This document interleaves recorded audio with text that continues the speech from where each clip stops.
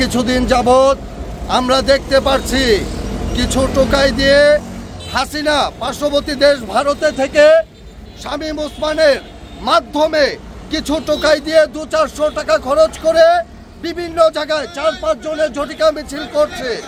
আমরা এর তীব্র নিন্দা ও প্রতিবাদ জানাই এবং আমরা বলবো খুব শীঘ্রই আপনারা শুধরে যান, অন্যথায় আমরা শক্ত হাতে দমন করব আপনাদের।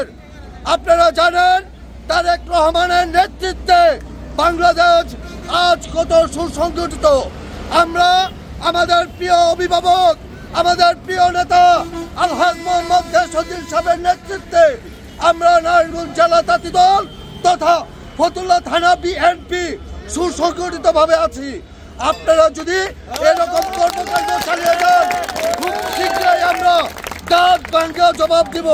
আর আপনাদের উদ্দেশ্যে আজকে বলবো, আজকে থেকে যেখানে আওয়ামী লীগ দেখবেন সেখানেই প্রতিরোধ করবেন, যেখানে আওয়ামী লীগ দেখবেন সেখানে পুলিশকে খবর দিয়ে আইনের হাতে ওদের শপথ করে দেবেন।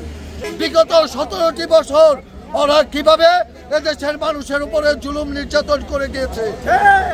আমরা দীর্ঘ 17 বছর আন্দোলন সংগ্রামের মাধ্যমে এবং 5ই আগস্ট ছাত্র জনতা, সাধারণ মেহনতি মানুষ এবং বাংলাদেশ জাতীয়তাবাদী দল বিএনপি সম্মিলিত আন্দোলনের মাধ্যমে ওই ফ্যাসিস্ট হাসিনাকে দেশ থেকে বিতাড়িত করেছি।